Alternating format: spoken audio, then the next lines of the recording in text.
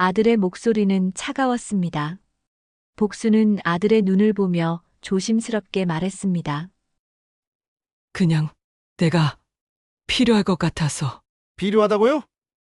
아들은 비웃듯이 코웃음을 쳤습니다. 복순의 가슴이 철렁 내려앉았습니다.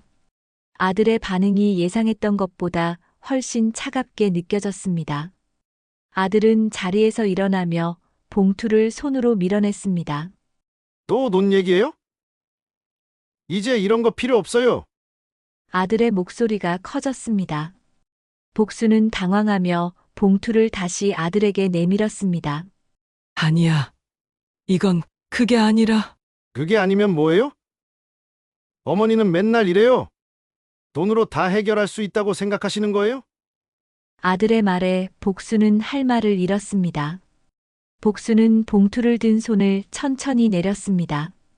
며느리는 부엌 입구에서 입술을 깨물며 그 광경을 지켜보고 있었습니다. 며느리의 얼굴은 창백해졌고 손은 떨리고 있었습니다. 며느리는 무언가 말하고 싶었지만 입이 떨어지지 않았습니다. 저는 이제 다 컸어요. 제 일은 제가 알아서 해요. 아들은 목소리를 높이며 말했습니다. 복수는 고개를 떨구었습니다. 복순의 눈가에는 눈물이 맺혔습니다. 복수는 평생 아들을 위해 살아왔습니다. 아들이 원하는 것을 해주고 싶었고 아들이 힘들어하는 것을 덜어주고 싶었습니다. 그러나 지금 이 순간 복순의 마음은 산산조각 나는 것 같았습니다. 어머니, 제발 이러지 마세요. 저한테 동정하지 마시라고요. 아들의 말에 복순은 고개를 들었습니다.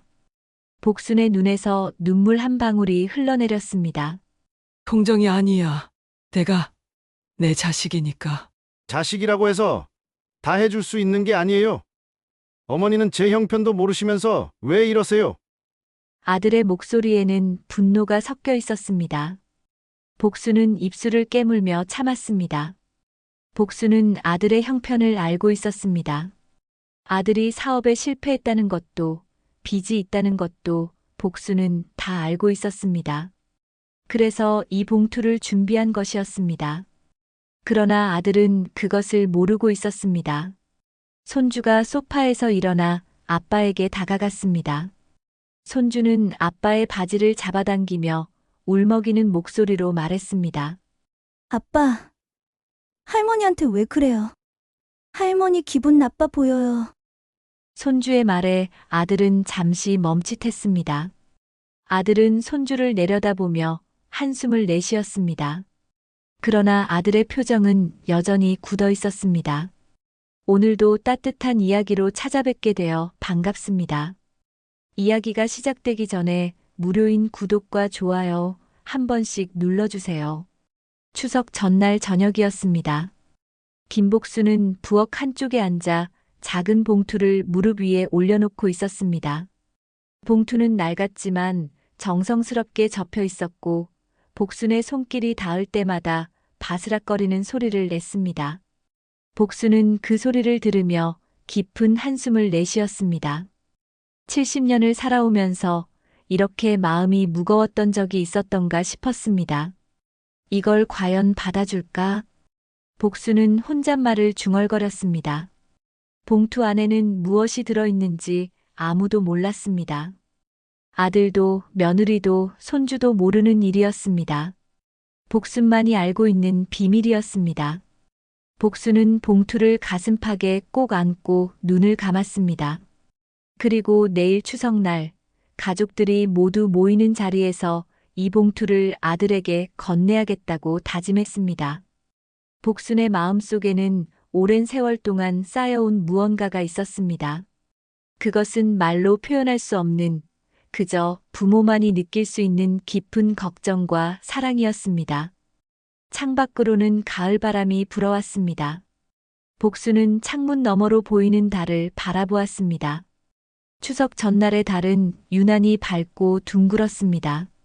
복수는 그 달을 보며 지난 날들을 떠올렸습니다. 젊었을 때는 모든 것이 힘들었지만 그래도 희망이 있었습니다.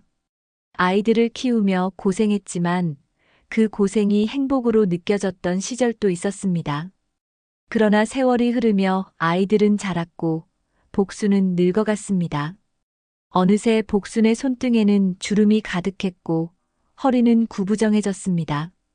복수는 자신의 손을 내려다보며 씁쓸하게 웃었습니다. 추석날 아침이 밝았습니다. 복수는 새벽 4시부터 일어나 부엌에서 분주하게 움직였습니다. 송편을 빚고 잡채를 무치고 갈비찜을 정성스럽게 끓였습니다. 매년 하던 일이지만 올해는 유독 손이 더 많이 갔습니다. 혹시라도 음식이 부족할까봐, 혹시라도 맛이 없을까봐 걱정이 앞섰습니다. 복수는 국자로 국물 맛을 보며 고개를 끄덕였습니다. 송편 하나하나를 빚을 때마다 복수는 가족들의 얼굴을 떠올렸습니다.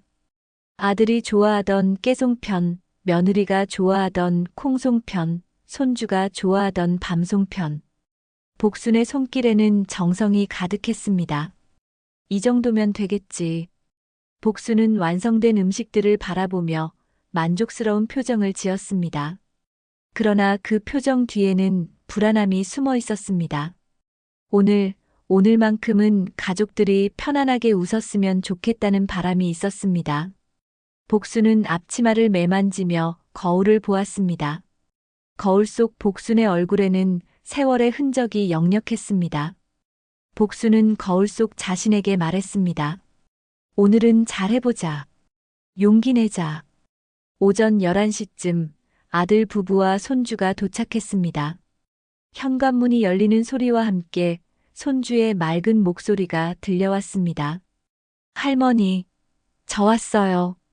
복수는 앞치마를 벗으며 급히 현관으로 나갔습니다. 손주가 달려와 복순의 품에 안겼습니다. 복수는 손주의 머리를 쓰다듬으며 환하게 웃었습니다. 손주의 따뜻한 체온이 복순의 가슴으로 전해졌습니다. 그러나 그 뒤로 들어서는 아들과 며느리의 표정은 밝지 않았습니다. 아들은 무뚝뚝하게 인사를 건넸고 며느리는 어색한 미소를 지으며 고개를 숙였습니다. 어머니, 안녕하세요. 며느리의 목소리에는 긴장감이 배어 있었습니다. 복수는 며느리의 얼굴을 유심히 바라보았습니다. 언제부턴가 며느리의 얼굴에는 그늘이 드리워져 있었습니다. 예전처럼 환하게 웃지 않았고 눈가에는 피로가 역력했습니다. 며느리의 손은 미세하게 떨리고 있었고 시선은 불안하게 이리저리 움직였습니다. 복수는 마음이 짠했지만 내색하지 않았습니다. 복수는 며느리의 어깨를 가볍게 토닥이며 말했습니다. 어서 들어오너라. 밥상 다 차렸다. 가족들은 거실로 들어가 자리에 앉았습니다. 복수는 부엌을 오가며 음식을 날랐습니다. 아들은 텔레비전을 켜고 뉴스를 보고 있었고 며느리는 손주 옆에 앉아 조용히 스마트폰을 들여다보고 있었습니다. 손주만이 복순을 따라다니며 음식 나르는 걸 도왔습니다. 할머니, 제가 이거 들고 갈게요. 그래, 우리 손주 착하네. 복수는 손주의 머리를 한 번 더 쓰다듬고 웃었습니다. 그러나 그 웃음 뒤에는 깊은 걱정이 숨어 있었습니다. 복수는 거실에 앉아 있는 아들의 뒷모습을 바라보았습니다. 언제부턴가 아들은 복순과 눈을 잘 마주치지 않았습니다. 대화도 줄었고 집에 오는 횟수도 줄었습니다. 복수는 그 이유를 짐작하고 있었습니다. 아들은 자존심이 강한 사람이었습니다. 어려움이 있어도 남에게 보이기 싫어하는 성격이었습니다. 하물며 어머니인 복순에게는 더욱 그랬습니다. 상이 차려지고 가족들은 둘러앉았습니다. 복순은 제일 끝자리에 앉아 가족들의 얼굴을 하나하나 바라보았습니다. 아들은 젓가락을 들고 음식을 집었지만 표정이 굳어 있었습니다. 며느리는 밥을 뜨다 말고 잠시 멈칫했습니다. 손주만이 신나게 송편을 집어 먹으며 환하게 웃고 있었습니다. 할머니, 송편 정말 맛있어요. 그래, 많이 먹어라. 복수는 손주에게 송편을 하나 더 올려주었습니다. 그러나 복순의 시선은 계속해서 아들과 며느리를 향했습니다. 복순은 가슴 속 봉투가 자꾸만 신경 쓰였습니다. 언제 꺼내야 할까? 어떻게 말을 꺼내야 할까? 복순은 국을 한 숟가락 떠서 입에 넣었지만 맛이 느껴지지 않았습니다. 식탁 위의 음식들은 풍성했지만 식탁을 둘러싼 분위기는 무거웠습니다. 식사가 끝나갈 무렵 복순은 조용히 자리에서 일어났습니다. 그리고 안방으로 들어가 서랍에서 봉투를 꺼냈습니다. 봉투는 여전히 바스락거렸습니다. 복순은 봉투를 두 손으로 꼭 쥐고 심호흡을 했습니다. 복순의 손은 떨렸습니다. 복순은 다시 거실로 나왔습니다. 아들은 여전히 텔레비전을 보고 있었고 며느리는 설거지를 하려고 부엌으로 들어가려던 참이었습니다. 잠깐. 복순의 목소리에 며느리가 멈춰섰습니다. 아들도 고개를 돌렸습니다. 복순은 천천히 아들 앞으로 다가갔습니다. 그리고 봉투를 아들에게 내밀었습니다. 이거 받아두렴. 복순의 손은 떨리고 있었습니다. 아들은 봉투를 바라보며 미간을 찌푸렸습니다. 며느리는 부엌 입구에서 그 광경을 지켜보고 있었습니다. 복순의 가슴은 두근거렸습니다. 이제 곧 모든 것이 시작될 것이었습니다. 아들은 복순이 내민 봉투를 물끄러미 바라보았습니다. 아들의 표정은 점점 굳어졌습니다. 복순은 여전히 봉투를 내민 채 아들의 반응을 기다렸습니다. 손주는 소파에서 장난감을 가지고 놀고 있었고 며느리는 부엌 입구에서 숨을 죽인 채 두 사람을 바라보고 있었습니다. 이게 뭐예요? 아들의 목소리는 차가웠습니다. 복순은 아들의 눈을 보며 조심스럽게 말했습니다. 그냥 내가 필요할 것 같아서. 필요하다고요? 아들은 비웃듯이 코웃음을 쳤습니다. 복순의 가슴이 철렁 내려앉았습니다. 아들의 반응이 예상했던 것보다 훨씬 차갑게 느껴졌습니다. 아들은 자리에서 일어나며 봉투를 손으로 밀어냈습니다. 또 돈 얘기예요? 이제 이런 거 필요 없어요. 아들의 목소리가 커졌습니다. 복순은 당황하며 봉투를 다시 아들에게 내밀었습니다. 아니야, 이건 그게 아니라. 그게 아니면 뭐예요? 어머니는 맨날 이래요. 돈으로 다 해결할 수 있다고 생각하시는 거예요? 아들의 말에 복순은 할 말을 잃었습니다. 복순은 봉투를 든 손을 천천히 내렸습니다. 며느리는 부엌 입구에서 입술을 깨물며 그 광경을 지켜보고 있었습니다. 며느리의 얼굴은 창백해졌고 손은 떨리고 있었습니다. 며느리는 무언가 말하고 싶었지만 입이 떨어지지 않았습니다. 저는 이제 다 컸어요. 제 일은 제가 알아서 해요. 아들은 목소리를 높이며 말했습니다. 복순은 고개를 떨구었습니다. 복순의 눈가에는 눈물이 맺혔습니다. 복순은 평생 아들을 위해 살아왔습니다. 아들이 원하는 것을 해주고 싶었고 아들이 힘들어하는 것을 덜어주고 싶었습니다. 그러나 지금 이 순간 복순의 마음은 산산조각 나는 것 같았습니다. 어머니, 제발 이러지 마세요.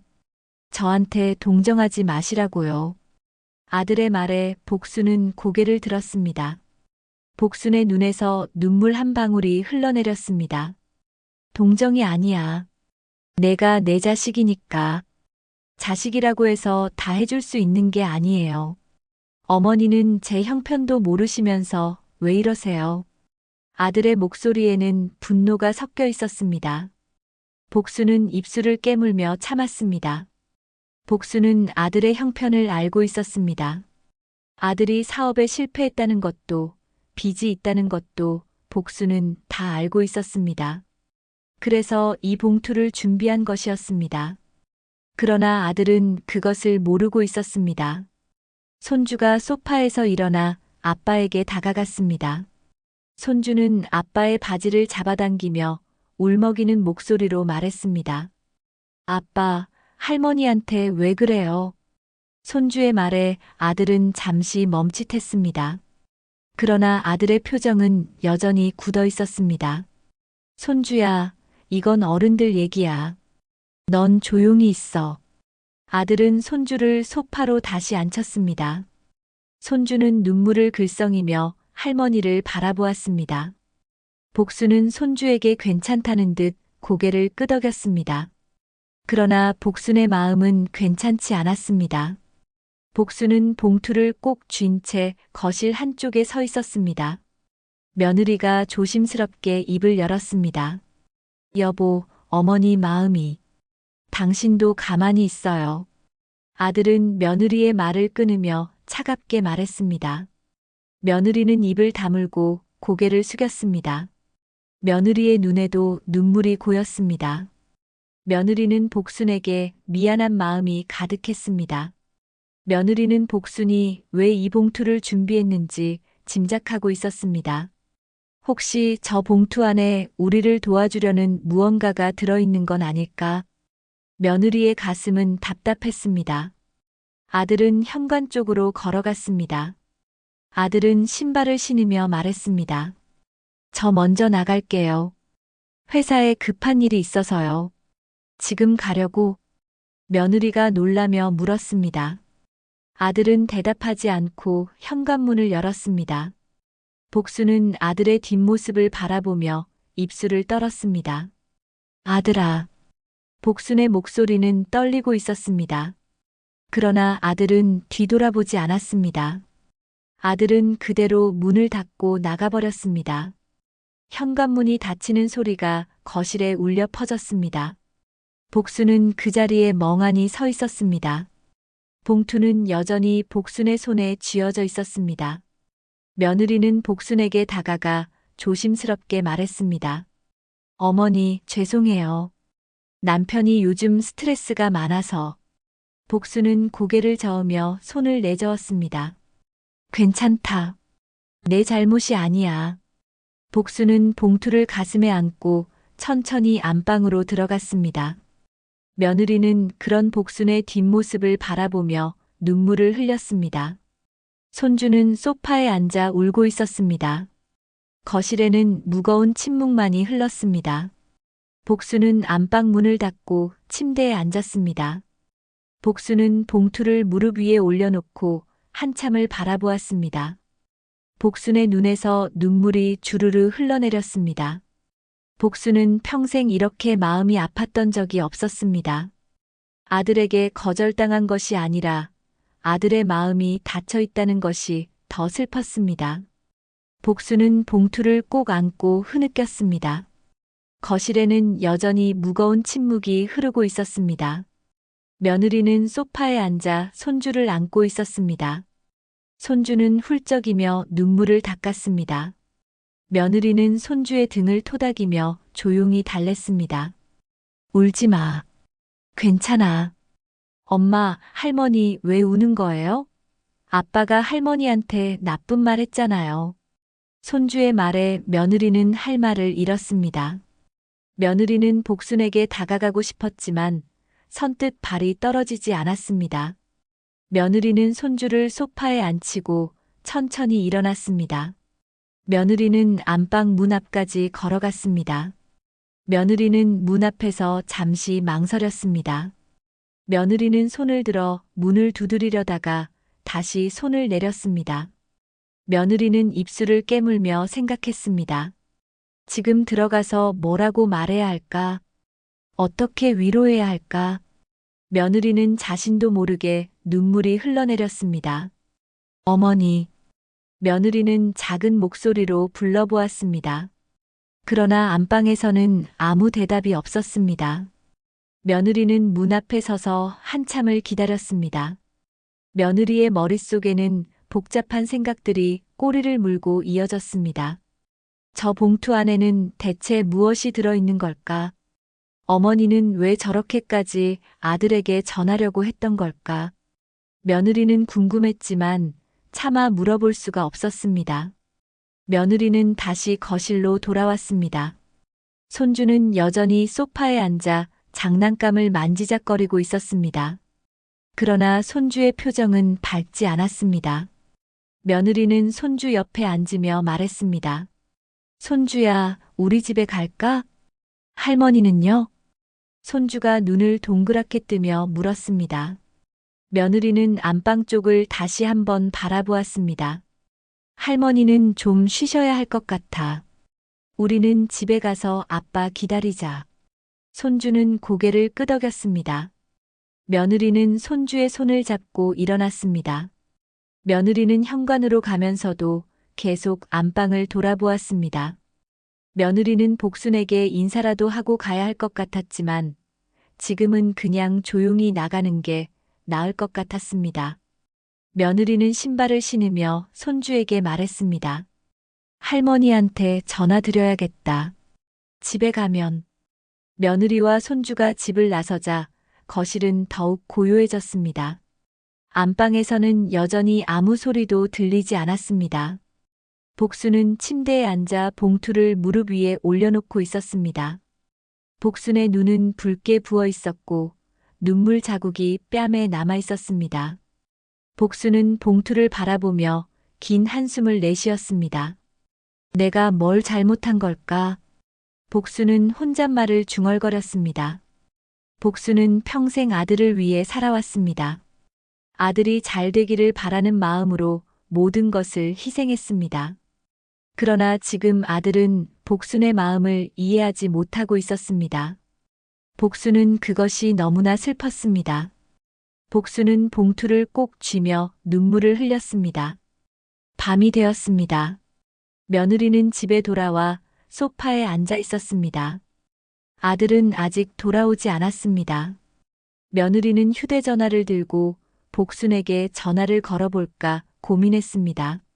며느리는 휴대전화를 내려다보며 망설였습니다. 그때 현관문이 열리는 소리가 들렸습니다. 아들이 돌아왔습니다. 아들은 피곤한 얼굴로 집에 들어왔습니다. 며느리는 아들을 바라보며 조심스럽게 말했습니다. 여보, 오늘 어머니한테 너무 심했어. 아들은 신발을 벗으며 짜증스럽게 대답했습니다. 알아요. 그만해요. 어머니가 얼마나 속상하셨을지 생각해봐. 며느리의 목소리가 떨렸습니다. 아들은 거실로 들어오며 소파에 털썩 앉았습니다. 나도 지금 힘들어요. 어머니 마음 헤아릴 여유가 없다고요. 아들의 목소리에는 지친 기색이 역력했습니다. 며느리는 아들 옆에 앉으며 말했습니다. 어머니가 주려던 봉투, 그 안에 뭐가 들어 있었을까? 며느리의 질문에 아들은 고개를 저었습니다. 모르겠어요. 그리고 알고 싶지도 않아요. 며느리는 입술을 깨물었습니다. 며느리는 속으로 생각했습니다. 혹시 저 봉투 안에 우리를 도와줄 무언가가 들어 있었던 건 아닐까? 며느리는 최근 자신이 짊어진 빚 때문에 매일 밤 잠을 이루지 못하고 있었습니다. 며느리는 그 사실을 아직 아들에게 말하지 못했습니다. 며느리는 어머니인 복순이 혹시 그것을 알고 있는 건 아닐까 하는 불안감이 들었습니다.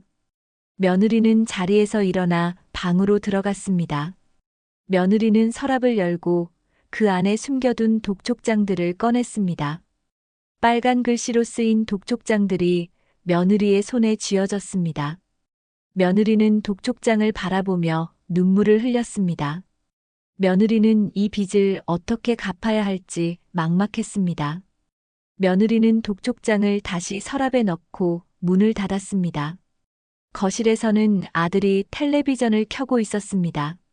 그러나 아들의 눈은 화면을 보고 있지 않았습니다.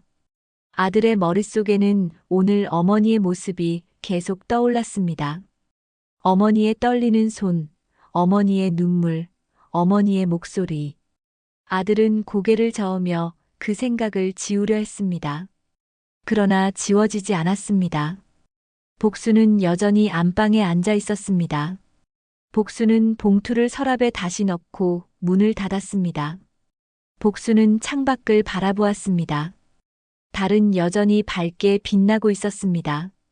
복수는 달을 보며 조용히 기도했습니다. 부디 아들이 행복하기를, 며느리가 평안하기를, 손주가 건강하기를 복수는 간절히 바랐습니다. 며칠이 흘렀습니다. 복수는 혼자 집에서 지내며 아들에게서 온 연락을 기다렸습니다. 그러나 아들은 전화 한 통 하지 않았습니다. 복수는 매일 아침 일어나면 휴대전화를 확인했습니다. 그러나 화면에는 아무런 알림도 없었습니다. 복수는 한숨을 쉬며 휴대전화를 내려놓았습니다. 며느리 역시 불안한 나날을 보내고 있었습니다. 며느리는 밤마다 잠을 설쳤습니다. 빚독촉 전화가 계속 걸려왔고 며느리는 그 전화를 받을 때마다 가슴이 철렁 내려앉았습니다. 며느리는 아들 몰래 전화를 받으며 조용히 대화했습니다. 며느리의 얼굴에는 피로가 쌓여갔고 눈가의 다크서클은 점점 짙어졌습니다. 어느 날 밤 며느리는 거실 소파에 앉아 독촉장들을 다시 꺼내보았습니다. 빨간 글씨로 쓰인 경고문이 며느리의 눈에 들어왔습니다. 며느리는 손으로 얼굴을 감싸며 흐느꼈습니다. 며느리는 이 상황을 어떻게 해결해야 할지 알 수 없었습니다. 며느리는 복순이 준비했던 그 봉투가 자꾸만 떠올랐습니다. 며느리는 궁금했습니다. 저 봉투 안에는 대체 무엇이 들어있었던 걸까? 며느리는 자리에서 일어나 휴대전화를 집어들었습니다.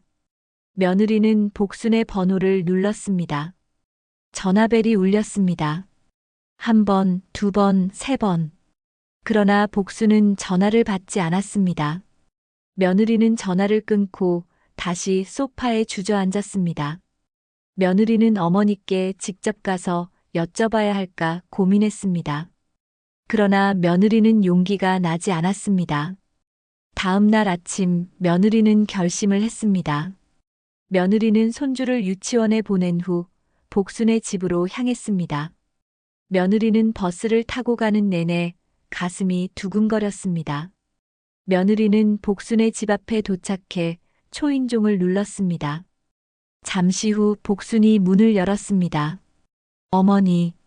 며느리는 복순을 보자마자 눈물이 터져 나왔습니다. 복순은 놀라며 며느리를 안으로 들였습니다. 왜 그러니? 무슨 일이야? 복순은 며느리를 소파에 앉히고 물 한 잔을 건넸습니다.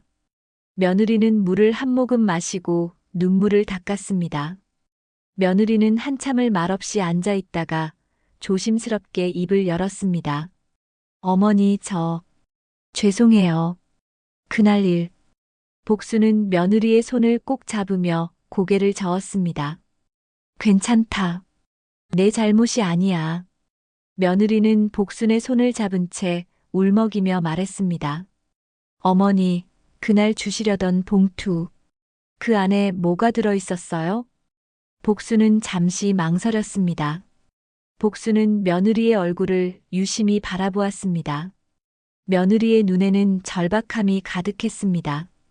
복순은 며느리가 무언가 어려움을 겪고 있다는 것을 직감했습니다. 내가 힘든 일이 있구나. 복순의 말에 며느리는 고개를 끄덕이며 눈물을 흘렸습니다. 며느리는 더 이상 참을 수 없었습니다. 며느리는 복순에게 모든 것을 털어놓았습니다. 며느리가 친구의 보증을 섰던 일, 그 친구가 잠적하며 빚이 며느리에게 넘어온 일, 채권자들의 독촉 전화가 계속 오는 일. 며느리는 모든 것을 이야기하며 울었습니다. 복순은 며느리의 이야기를 조용히 들었습니다. 복순의 눈에도 눈물이 맺혔습니다. 복순은 며느리의 등을 토닥이며 말했습니다. 많이 힘들었겠구나. 며느리는 복순의 품에 안겨 한참을 울었습니다. 복순은 며느리를 안으며 생각했습니다. 역시 내 예감이 틀리지 않았구나. 복순은 며느리가 무언가 어려움을 겪고 있다는 것을 이미 알고 있었습니다. 며느리의 불안한 눈빛, 피로한 얼굴, 떨리는 손.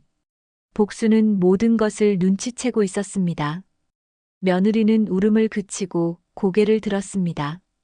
며느리는 복순을 바라보며 조심스럽게 물었습니다. 어머니, 그날 봉투 안에는 복수는 자리에서 일어나 안방으로 들어갔습니다. 잠시 후 복수는 손에 봉투를 들고 나왔습니다.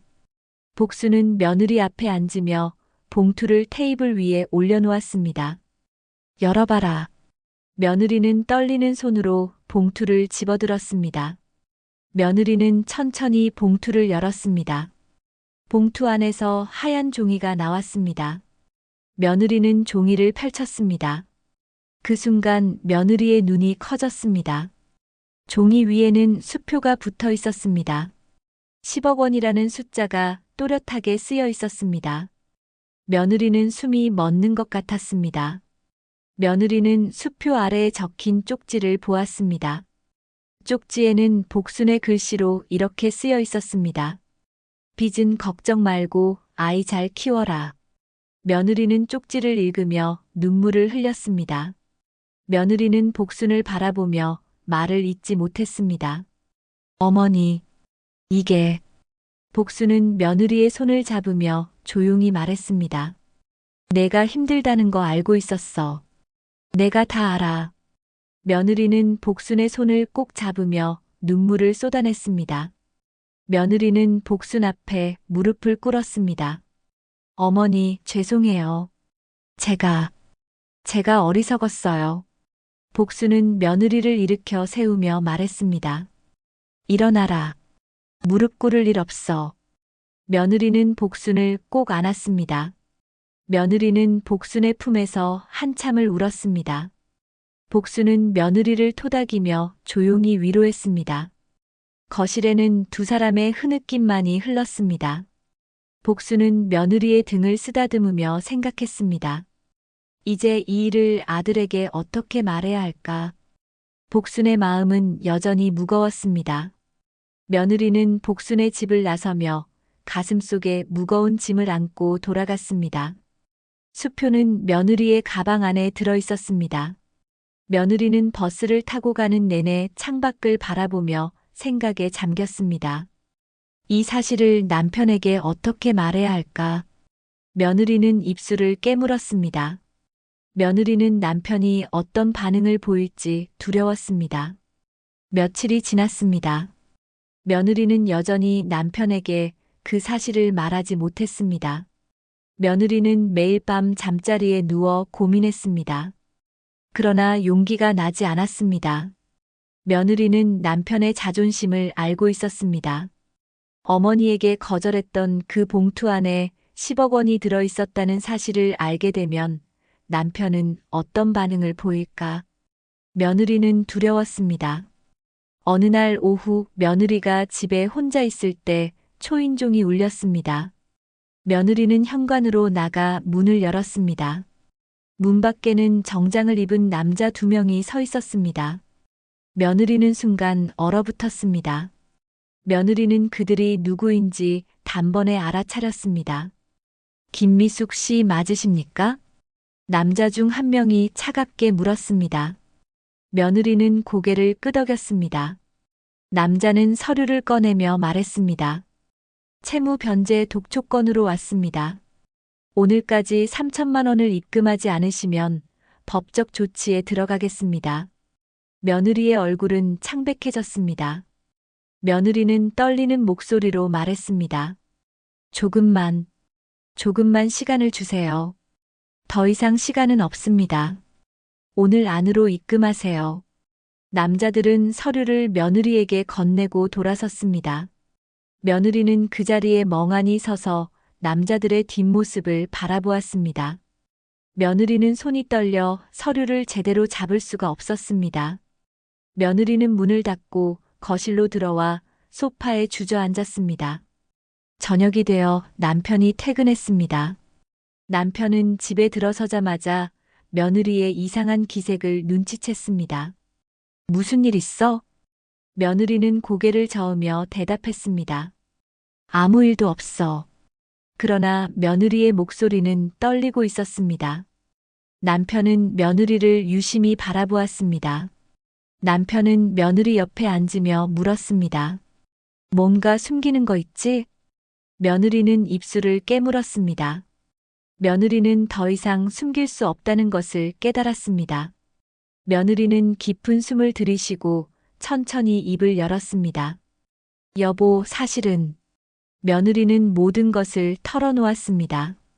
친구의 보증을 섰던 일, 빚이 넘어온 일, 채권자들이 찾아온 일. 며느리는 눈물을 흘리며 고백했습니다. 남편은 며느리의 이야기를 듣는 내내 아무 말도 하지 않았습니다. 남편의 얼굴은 점점 굳어졌습니다. 당신, 이게 뭐야? 남편의 목소리가 터져 나왔습니다. 남편은 자리에서 벌떡 일어났습니다. 며느리는 고개를 숙이며 울었습니다. 미안해. 정말 미안해. 미안하다고? 당신이 지금 무슨 짓을 한 거야? 얼마나 큰 빚이야? 며느리는 떨리는 목소리로 대답했습니다. 4억. 남편은 머리를 감싸쥐며 비틀거렸습니다. 남편은 소파에 주저앉으며 허탈하게 웃었습니다. 4억이라고? 우리가 그걸 어떻게 갚아? 며느리는 가방을 집어들고 그 안에서 봉투를 꺼냈습니다. 며느리는 떨리는 손으로 봉투를 남편에게 내밀었습니다. 여보, 이거. 남편은 봉투를 받아들고 열어보았습니다. 남편의 눈이 커졌습니다. 10억 원짜리 수표와 쪽지가 들어 있었습니다. 남편은 수표를 바라보며 입을 벌렸습니다. 남편은 쪽지를 읽었습니다. 빚은 걱정 말고 아이 잘 키워라. 남편의 손이 떨렸습니다. 이게 어디서 나온 거야? 며느리는 눈물을 흘리며 대답했습니다. 어머니가 주신 거야. 그날 추석날 주시려던 봉투가 이거였어. 남편은 봉투를 떨어뜨렸습니다. 남편은 두 손으로 얼굴을 감싸며 무릎을 꿇었습니다. 내가 어머니를. 남편의 목소리는 떨렸습니다. 남편은 그날 추석날 자신이 어머니에게 했던 말들이 떠올랐습니다. 또 돈 얘기예요? 이제 이런 거 필요 없어요. 동정하지 마세요. 남편은 자신의 말이 얼마나 잔인했는지 깨달았습니다. 남편은 바닥에 무릎을 꿇은 채 울기 시작했습니다. 며느리는 남편 옆에 앉아 함께 울었습니다. 두 사람은 한참을 그렇게 울었습니다. 거실에는 두 사람의 흐느낌만이 가득했습니다. 남편은 고개를 들고 며느리를 바라보았습니다. 우리 어머니께 가야 해. 며느리는 고개를 끄덕였습니다. 남편은 자리에서 일어나 현관으로 향했습니다. 며느리도 남편을 따라 일어났습니다. 두 사람은 손주를 이웃집에 맡기고 복순의 집으로 향했습니다. 차 안에서 남편은 아무 말도 하지 않았습니다. 남편의 눈에는 눈물이 계속 흘러내렸습니다. 남편은 핸들을 잡은 손에 힘을 주며 앞만 바라보았습니다. 남편의 머릿속에는 어머니의 얼굴이 떠올랐습니다. 떨리던 어머니의 손, 눈물을 흘리던 어머니의 모습. 남편은 자신이 어머니에게 얼마나 큰 상처를 주었는지 깨달았습니다. 복순의 집 앞에 도착했습니다. 남편은 차에서 내려 현관문 앞에 섰습니다. 남편은 초인종을 누르기 전에 잠시 망설였습니다. 남편의 손은 떨리고 있었습니다. 남편은 깊은 숨을 들이쉬고 초인종을 눌렀습니다. 초인종 소리가 집안에 울렸습니다. 잠시 후 복순이 문을 열었습니다. 복순은 아들과 며느리를 보자 놀란 표정을 지었습니다. 아들의 얼굴은 눈물 자국으로 얼룩져 있었고 며느리 역시 붉게 부은 눈으로 서 있었습니다. 어머니. 아들은 복순을 보자마자 목이 메었습니다. 복순은 두 사람을 안으로 들였습니다. 아들과 며느리는 거실로 들어가 소파에 앉았습니다. 복순은 물을 가져다 주며 두 사람을 바라보았습니다. 아들은 자리에서 일어나 복순 앞에 무릎을 꿇었습니다. 복순은 깜짝 놀라며 아들을 일으키려 했습니다. 아니야, 일어나거라. 그러나 아들은 고개를 숙인 채 일어나지 않았습니다. 아들의 어깨가 떨렸습니다. 어머니, 용서해 주세요. 제가 제가 정말 불효를 저질렀습니다. 아들의 목소리는 떨리고 있었습니다. 복수는 아들의 어깨에 손을 올렸습니다. 무슨 소리냐? 일어나. 아들은 고개를 들고 복순을 바라보았습니다. 아들의 눈에서 눈물이 주르르 흘러내렸습니다. 어머니, 그날 봉투. 저는 몰랐습니다. 어머니가 저희를 위해 그렇게까지 준비하셨는지. 복수는 아들을 일으켜 세웠습니다. 복수는 아들의 눈물을 닦아주며 조용히 말했습니다. 다 알아. 내가 힘들었다는 것도, 자존심이 상했다는 것도 다 알아. 아들은 복순의 품에 안겼습니다. 아들은 어린아이처럼 울었습니다. 복순은 아들의 등을 토닥이며 눈물을 흘렸습니다. 며느리도 그 광경을 보며 함께 울었습니다. 한참 후 아들은 울음을 그치고 복순 앞에 앉았습니다. 아들은 봉투를 테이블 위에 올려놓으며 말했습니다. 어머니, 이건 너무 큰 돈입니다. 저희가 받을 수 없어요. 복순은 고개를 저으며 봉투를 다시 아들에게 밀었습니다. 받아야 한다. 이건 너희 가족을 지키기 위한 거야. 아들은 입술을 깨물었습니다. 아들은 복순의 손을 잡으며 말했습니다. 어머니께서 평생 모으신 돈 아닙니까? 저희가 어떻게 이걸 받습니까? 복순은 아들의 손을 꼭 쥐며 말했습니다. 내가 이 돈을 모은 이유가 바로 이거다. 너희가 힘들 때 쓰라고 모은 거야. 이제야 쓸 때가 온 거지. 복순의 목소리는 단호했습니다. 아들은 눈물을 흘리며 고개를 숙였습니다. 며느리도 복순 앞에 무릎을 꿇었습니다. 어머니, 정말 죄송합니다. 제가 어리석어서 이런 일이. 복순은 며느리를 일으켜 세우며 말했습니다. 사람은 누구나 실수할 수 있어. 중요한 건 다시 일어서는 거란다. 복순은 며느리의 손을 잡고 아들의 손도 함께 잡았습니다. 복순은 두 사람을 바라보며 천천히 말했습니다. 이 돈으로 빚부터 갚아라. 그리고 남은 돈은 손주 교육비랑 너희 생활비로 써. 욕심 부리지 말고 검소하게 살아. 아들과 며느리는 고개를 끄덕이며 눈물을 흘렸습니다. 복수는 두 사람의 손을 꼭 쥐며 계속 말했습니다. 앞으로는 서로 숨기지 마라. 힘든 일이 있으면 함께 이야기하고 가족끼리 의지해야 한다. 네, 어머니. 아들과 며느리는 동시에 대답했습니다. 복수는 미소를 지으며 두 사람을 바라보았습니다. 복순의 눈에도 눈물이 맺혔지만 그것은 슬픔의 눈물이 아니었습니다. 복수는 안도감과 기쁨을 느끼고 있었습니다. 이제 됐다. 너희가 행복하면 그게 내 행복이야. 아들은 복순을 꼭 안았습니다. 며느리도 두 사람을 안았습니다. 세 사람은 한참을 그렇게 안고 있었습니다. 거실에는 따뜻한 온기가 흘렀습니다. 창밖으로는 저녁 해가 지고 있었습니다. 노을빛이 거실 안으로 스며들었습니다. 복수는 두 사람을 떼어놓으며 말했습니다. 배고프지? 밥 먹고 가거라. 네, 어머니. 저희가 도와드릴게요. 며느리는 부엌으로 향했습니다. 아들도 어머니 옆에 앉아 이야기를 나눴습니다. 복수는 아들의 손을 잡으며 웃었습니다. 오랜만에 느끼는 평화로움이었습니다. 복수는 이 순간이 영원했으면 좋겠다고 생각했습니다. 며칠 후 복순의 집에서 가족회의가 열렸습니다. 아들과 며느리, 그리고 손주까지 모두 모였습니다. 복수는 상을 차려놓고 가족들을 기다렸습니다. 아들은 서류 가방을 들고 왔고 며느리는 손주의 손을 잡고 들어왔습니다. 어머니 왔습니다. 아들의 목소리는 예전과 달랐습니다. 아들의 목소리에는 겸손함과 감사함이 배어 있었습니다. 복수는 손주를 안아 올리며 웃었습니다. 우리 손주, 할머니 보고 싶었어? 네.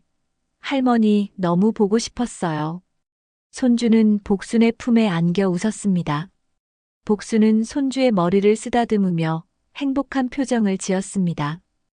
가족들은 거실에 둘러앉았습니다. 복수는 차를 따라주며 아들을 바라보았습니다. 아들은 서류 가방을 열고 서류들을 꺼냈습니다. 아들은 서류를 테이블 위에 펼치며 말했습니다.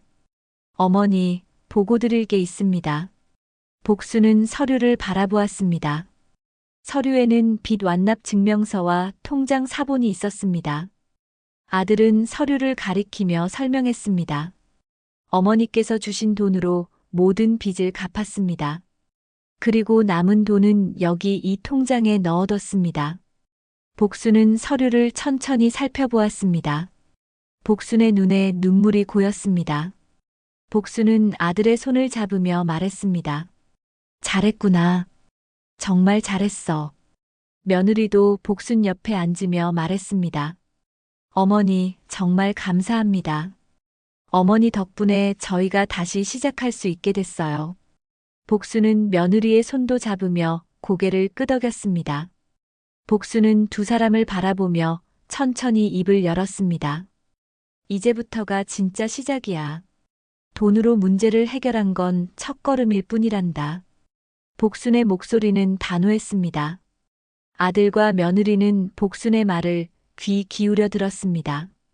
복순은 계속 말했습니다. 앞으로는 서로 의지하고 정직하게 살아야 해. 빚은 다시 지지 말고 욕심도 부리지 마라. 네, 어머니. 명심하겠습니다.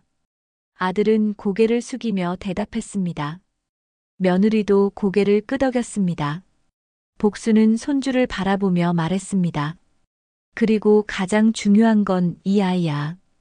이 아이가 바르게 자랄 수 있도록 너희가 본보기가 돼줘야 해. 손주는 할머니를 올려다보며 환하게 웃었습니다. 복수는 손주의 볼을 살짝 꼬집으며 웃었습니다. 아들은 손주를 안으며 말했습니다. 어머니 말씀대로 하겠습니다. 제가 이 아이에게 부끄럽지 않은 아버지가 되겠습니다. 복수는 만족스러운 표정을 지었습니다. 복수는 자리에서 일어나 안방으로 들어갔습니다. 잠시 후 복수는 작은 상자를 들고 나왔습니다. 복수는 상자를 테이블 위에 올려놓으며 말했습니다. 이건 너희 할아버지가 남기신 거야. 너희에게 물려주라고 하셨지. 아들은 상자를 열었습니다. 상자 안에는 낡은 시계와 편지가 들어 있었습니다. 아들은 편지를 꺼내 읽었습니다. 편지에는 할아버지의 글씨로 이렇게 적혀 있었습니다. 가족은 무엇보다 소중하다. 서로 사랑하고 용서하며 살아라. 아들은 편지를 읽으며 눈물을 흘렸습니다. 아버지. 아들은 시계를 손에 쥐고 한참을 바라보았습니다. 복수는 아들의 어깨를 토닥이며 말했습니다. 너희 아버지도 살아계실 때 같은 말씀을 하셨단다. 가족이 제일 중요하다고. 며느리는 편지를 함께 읽으며 눈물을 닦았습니다. 손주는 시계를 신기한 듯 바라보았습니다. 복수는 손주에게 말했습니다. 이 시계는 너희 할아버지, 그리고 증조 할아버지가 차셨던 거야. 언젠가 내가 커서 이 시계를 차게 될 거란다. 손주는 눈을 반짝이며 고개를 끄덕였습니다. 복수는 가족들을 바라보며 미소를 지었습니다. 복수는 이 순간이 얼마나 소중한지 알고 있었습니다. 복수는 평생 이 순간을 기다려왔습니다. 아들은 복순에게 다가가 깊이 절을 했습니다. 며느리와 손주도 함께 절을 했습니다. 복수는 세 사람을 일으켜 세우며 말했습니다. 됐다, 됐어. 이제 그만 울고 밥 먹자. 복수는 웃으며 식탁으로 향했습니다. 가족들은 함께 식탁에 앉았습니다. 복수는 밥을 퍼주며 말했습니다. 많이 먹어라. 오늘은 우리 가족이 다시 시작하는 날이니까. 식탁 위에는 따뜻한 음식들이 가득했습니다. 가족들은 함께 밥을 먹으며 이야기를 나눴습니다. 손주는 할머니가 만든 반찬을 맛있게 먹었습니다. 아들과 며느리는 오랜만에 편안한 표정으로 웃었습니다. 복수는 가족들의 웃는 얼굴을 바라보며 행복을 느꼈습니다. 식사가 끝난 후 아들은 복순에게 말했습니다. 어머니, 다음 주에 저희 집으로 놀러 오세요. 손주도 할머니 보고 싶어 할 거예요. 복순은 고개를 끄덕이며 웃었습니다. 그래, 갈게. 우리 손주 보러 가야지. 가족들은 복순의 집을 나서며 서로 손을 잡았습니다. 복순은 현관에서 가족들을 배웅했습니다. 복순은 가족들이 떠나는 모습을 바라보며 눈물을 흘렸습니다. 그러나 그것은 슬픔의 눈물이 아니었습니다. 기쁨과 안도의 눈물이었습니다. 1년이 흘렀습니다. 다시 추석이 돌아왔습니다.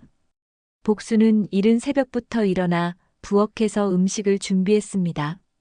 그러나 작년과는 달랐습니다. 복순의 얼굴에는 평온함이 가득했고 마음은 가벼웠습니다. 복순은 송편을 빚으며 콧노래를 흥얼거렸습니다. 오전 10시쯤 현관문이 열렸습니다. 손주의 밝은 목소리가 들려왔습니다. 할머니, 저희 왔어요. 복순은 앞치마를 벗으며 현관으로 나갔습니다.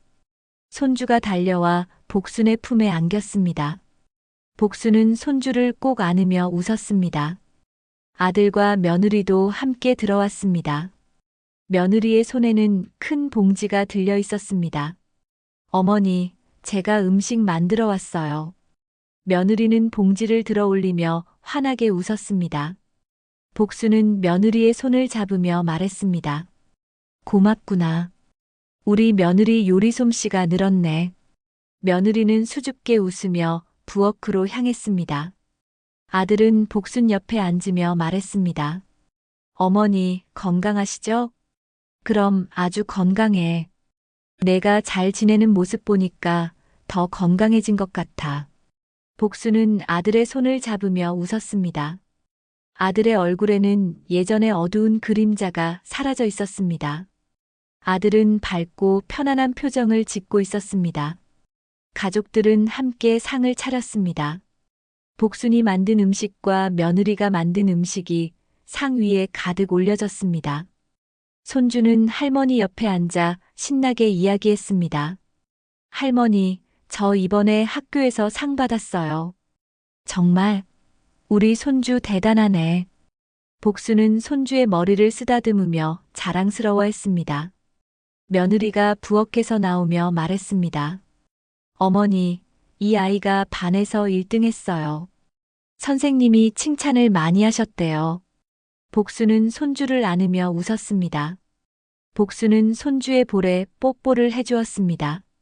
손주는 할머니의 품에 안겨 행복해했습니다. 상이 다 차려지고 가족들은 둘러앉았습니다. 아들은 잔을 들어 복순에게 올렸습니다. 어머니, 한 잔 받으세요. 복순은 잔을 받으며 아들을 바라보았습니다. 아들은 잔을 올리며 조심스럽게 말했습니다.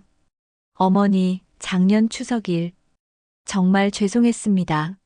제가 참 불효했습니다. 복순은 잔을 내려놓으며 아들의 손을 잡았습니다. 이제 그런 얘기 하지 마라.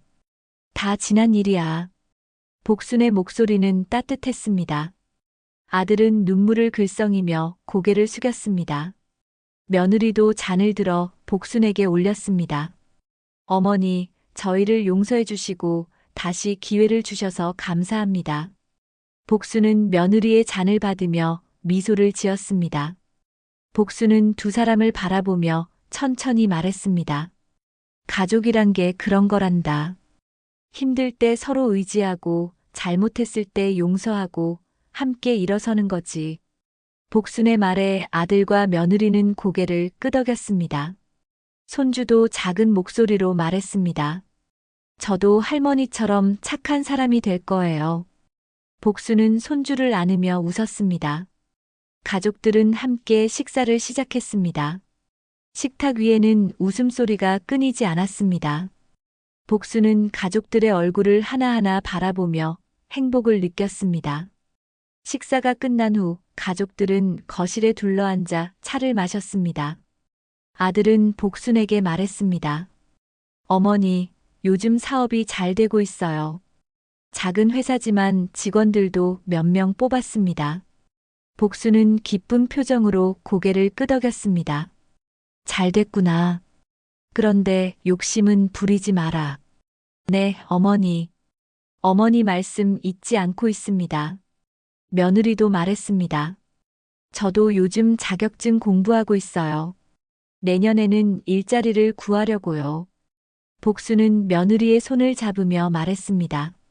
잘 생각했어. 그런데 무리하지는 마라. 손주도 잘 돌봐야지. 네, 어머니. 균형 잡으면서 할게요. 복수는 만족스럽게 웃었습니다. 복수는 가족들이 이렇게 건강하게, 행복하게 지내는 모습을 보는 것만으로도 충분했습니다. 저녁이 되어 가족들은 복순의 집을 떠날 준비를 했습니다. 손주는 할머니에게 매달리며 말했습니다. 할머니, 저 가기 싫어요. 할머니랑 계속 있고 싶어요. 복수는 손주를 안으며 웃었습니다. 할머니도 손주랑 계속 있고 싶지. 그런데 너 학교 가야지? 그럼 할머니가 우리 집에 오세요. 손주의 말에 복수는 웃으며 고개를 끄덕였습니다.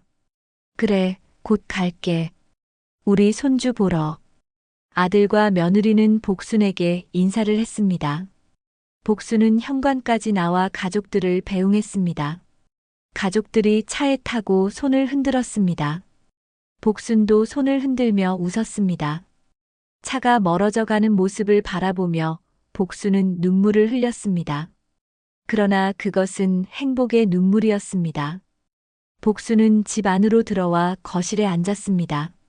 복수는 창밖을 바라보았습니다. 추석 보름달이 환하게 떠올랐습니다. 복수는 달을 보며 조용히 말했습니다. 이제 됐다. 추석은 이렇게 웃는 거다. 복순의 얼굴에는 평화로운 미소가 번졌습니다. 복수는 가족들이 행복하다는 것을 알았습니다. 그것이 복순에게는 무엇보다 큰 선물이었습니다. 복수는 의자에 기대어 눈을 감았습니다. 복순의 마음속에는 가족들의 웃음소리가 메아리 쳤습니다. 거실에는 고요함이 흘렀습니다. 달빛이 창문을 통해 들어와 복순의 얼굴을 비쳤습니다. 복순은 편안한 표정으로 잠들었습니다. 복순의 꿈속에는 가족들이 함께 웃고 있었습니다. 복순은 행복했습니다. 진정한 행복은 돈이 아니라 가족의 사랑과 용서, 그리고 화해에 있다는 것을 복순은 알고 있었습니다. 오늘도 저희 채널을 찾아주신 여러분께 진심으로 감사드립니다.